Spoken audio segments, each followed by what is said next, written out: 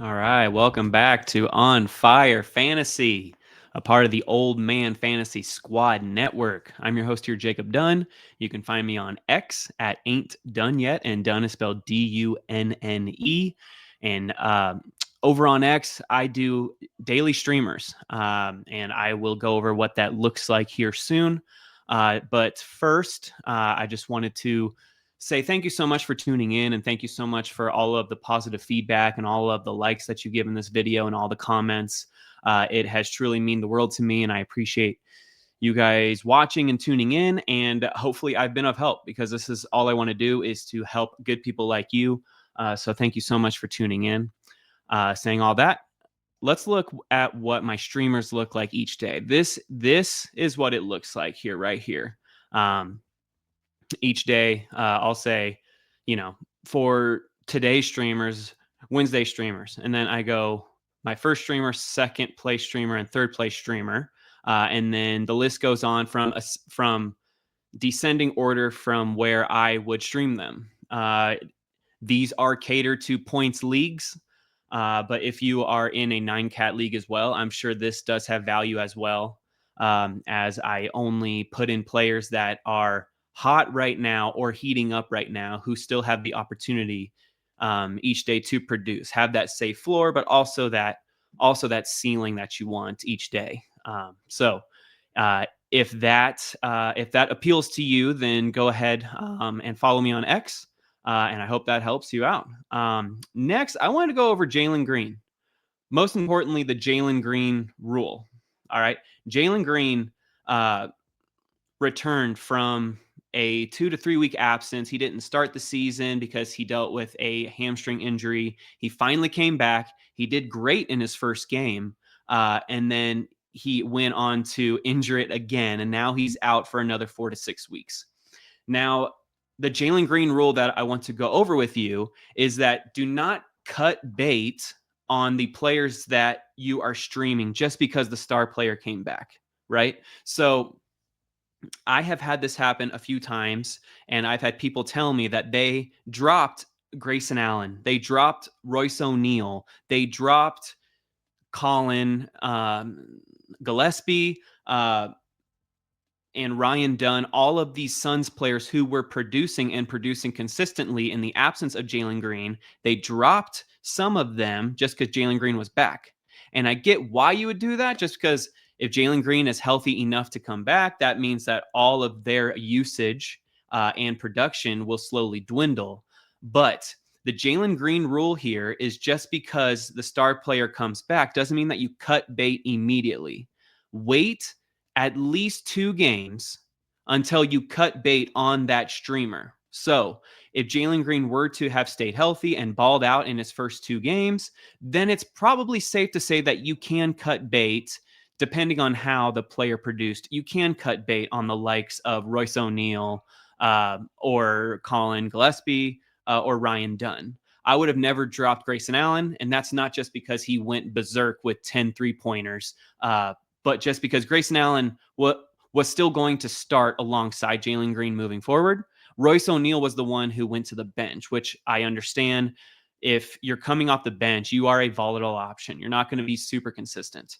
But Grayson Allen was always a must-hold for me, even before that 10 3-point explosion. But even if Jalen Green were to come back in 4 to 6 weeks, don't drop Grayson Allen.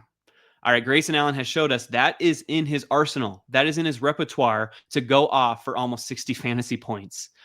So even though he might be inconsistent once Jalen Green comes back in terms of getting 30-plus fantasy points, he will still have a safe floor the rest of the season. So Grayson Allen, to me, is definitely under-rostered. He's rostered in around 40% of Yahoo leagues, and that should be at least 60, at least. And now Royce O'Neal can be added safely back to your roster, and Ryan Dunne and Colin Gillespie will both be decent, albeit volatile options. But Royce O'Neal should be rostered in more leagues, and so should Grayson Allen. So that's the Jalen Green rule. So when DeJounte Murray comes back, you're not just going to cut bait on Jeremiah Fears. And when Kevin Porter Jr. comes back, you're not just going to cut bait on Ryan Rollins, even though that would be crazy even to think about, because obviously he has been a stud to start the season. He is a gem that the Bucks have, that the Warriors either gave up on, or just, it's crazy. There's a lot of Warriors fans that are bumming right now, and I totally get it. I totally understand. Ryan Rollins is taking this opportunity and seizing it. So just saying, don't cut bait just because the star player comes back, because they could re-injure it, or that player that you were streaming could just have a role the rest of the season because they were playing well.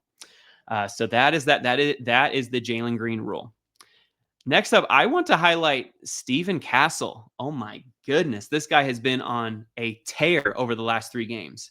According to NBA Jam rules, he is on fire, in fuego. I mean, blue flames are coming out. All right, over his last 3 games, he is averaging 12.3 assists. He has 3 straight double doubles. All right, he has scored 14, 16, and 19 over that span. So he is averaging right now 16 points, 12 assists, to go along with 2 steals. All right, this guy is performing at an elite level, and this is with De'Aaron Fox back, which is extremely comforting to know that Castle is basically roster proof. Anyone who comes in or goes out, he's going to give you consistent value. So I would not sell high if I were you, because I think this is real. Next up is Dyson Daniels.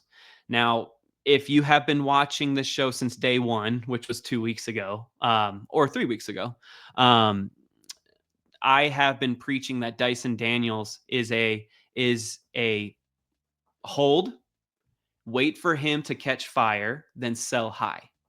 Because I told you that Dyson Daniels had his breakout year last year after Jalen Johnson got hurt and was out for the rest of the season, and the Hawks needed his extra usage, right? So he struggled to begin the year, predictably, with Trae Young and Jalen Johnson in the fold and healthy. Dyson Daniels' production suffered. He was still producing those steals, not at the elite clip that he was doing last year, but he was providing like 7th, 8th round value, and this is a guy who was consistently being drafted in the 4th, 5th, 6th round in some leagues. But now he's on a tear. He's getting a lot of dimes. He's scoring. He is the secondary option to Jalen Johnson right now. So I would either ride the wave for a few more days, enjoy that production, let this just be his new normal to everyone in your league, and then sell high. Do not sell just to sell. Like, I want someone in the 2nd or 3rd round value if you're going to sell Dyson Daniels right now. And I think now is the time to capitalize, or wait a few more days, let this be his new normal, and sell for even higher. All right, Dyson Daniels had a lot of hype coming into the season, and I think you can capitalize on his current in fuego status, before Trae Young comes back. Now, Trae Young isn't expected back for a few more weeks, and he could even aggravate his injury once he comes back, just like Jalen Green did. You never know. So whether you plan on selling high or keeping him, I would either sell high now or sell high in a few games and see what you can get. If not, maybe this was the switch that he needed. Once Trae Young comes back and they have a healthy Trae Young and Jalen Johnson, maybe Dyson Daniels' confidence will skyrocket and he will just become who we thought he could be before the season started. So I don't think that you can go wrong either way. I would just kick tires on selling high on him. All right, so now we're going to go to my must adds / must streams, right? These are 5 players that I think are heating up or on fire right now, who have the opportunity to produce for your fantasy team right now. So saying that, I'm going to share another screen with you, and that is going to be these 5 guys. All right. I got Davion Mitchell, Nikola Jovic, Max Christie, Andre Drummond, and Brandon Williams. Now, first one I want now just a little caveat, a threshold here. I try to keep my streamers, my daily streamers, to players who are under 30% rostered on Yahoo, and my must adds and streams I try to keep under 30, but there will be some players who sneak up that are 40% rostered just because I think they should be universally rostered. But these are guys who you should not only stream but add right now until they're until like the starter comes back or until the wheels fall off, because that's the name of the game. We need to add these players at the right time when they're heating up or on fire and ride the wave until they're extinguished by another player coming back or just the wheels falling off, because that's just what happens. Fantasy basketball is a game of waves. So saying that, first up is Davion Mitchell. He has been extremely consistent to start the season. Extremely consistent. And especially, so look at his assist numbers since the start of the season. We got 12, 6, 6, 9, 4, 8, 9, 9, 5, 8, 8. Like, this guy is extremely consistent, is averaging 7.6 assists per game so far this season. And he's also scoring decently, almost 10 points a game, and just providing low-key steals at 1.5 steals per game. Eric Spoelstra has all the faith in the world in him. If you guys remember, Davion Mitchell was sort of a joke when he was on the Kings. Like, he would come in as the backup, and then to De'Aaron Fox, and whenever Fox had to miss because of injury, he would always come in.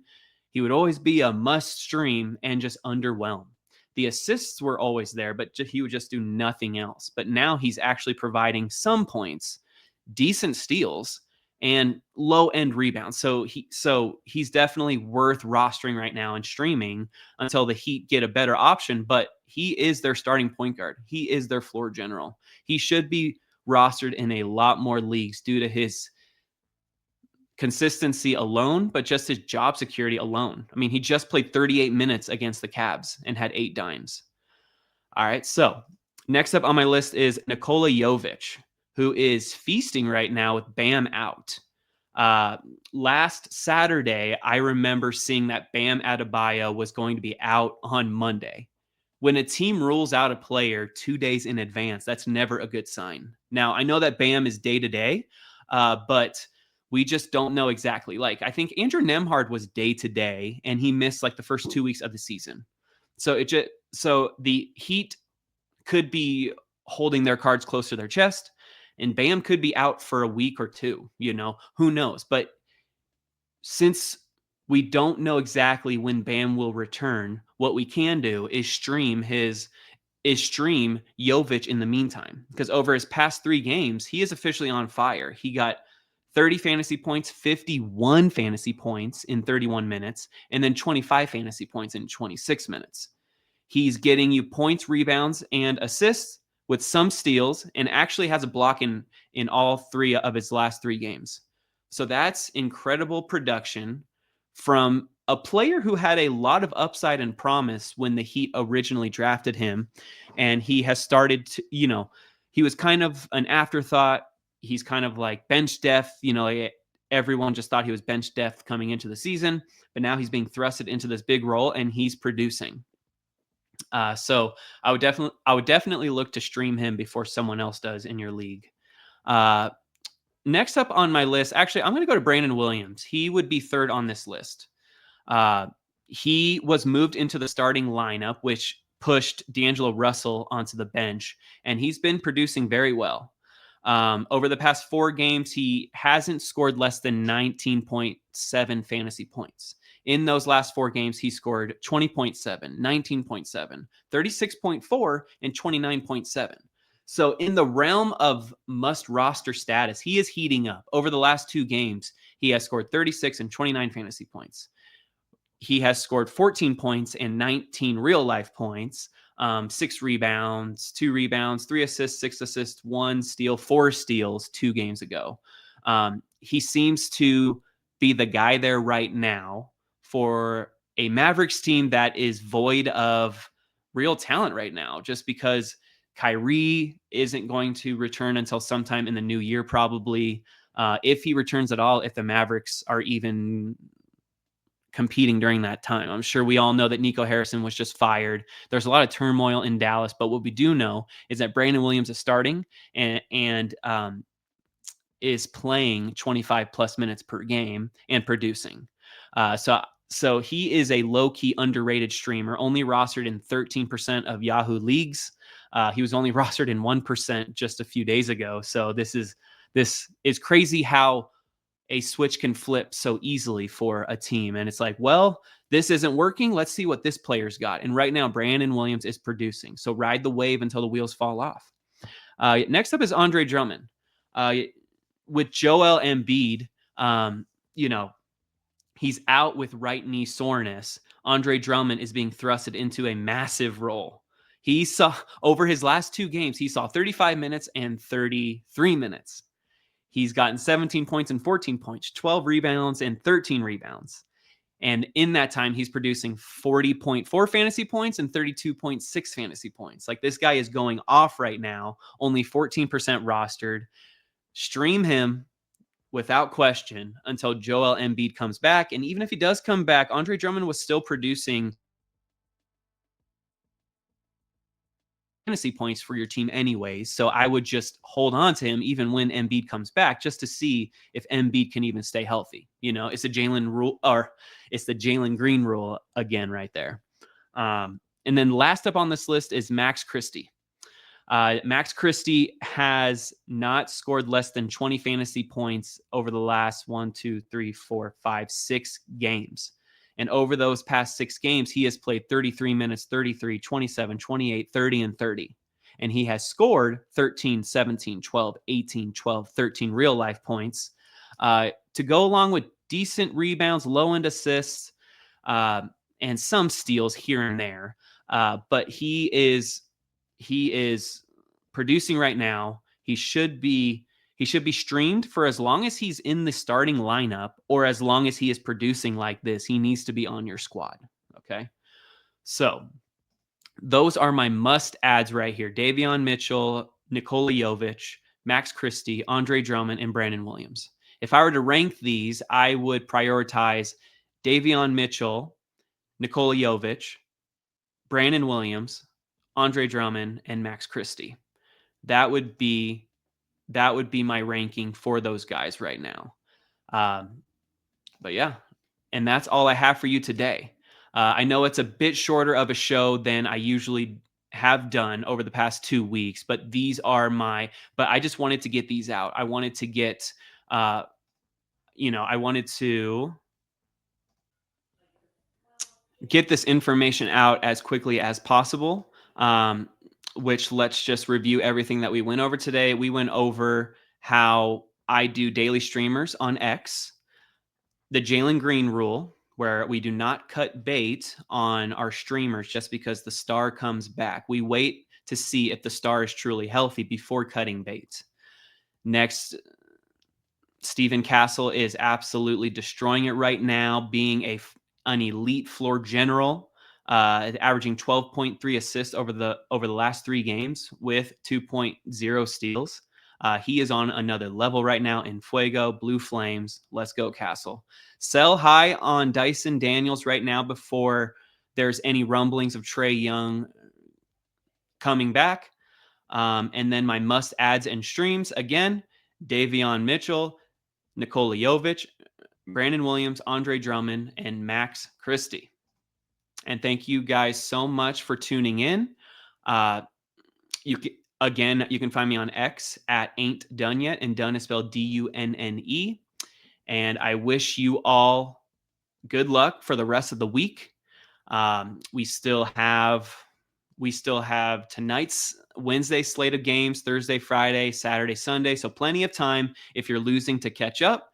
And if you're winning, do not rest on your laurels. Keep your foot on the gas, because you never know what's going to happen. But until next week, God bless you guys, and good luck the rest of the way. And thank you so much again for tuning in.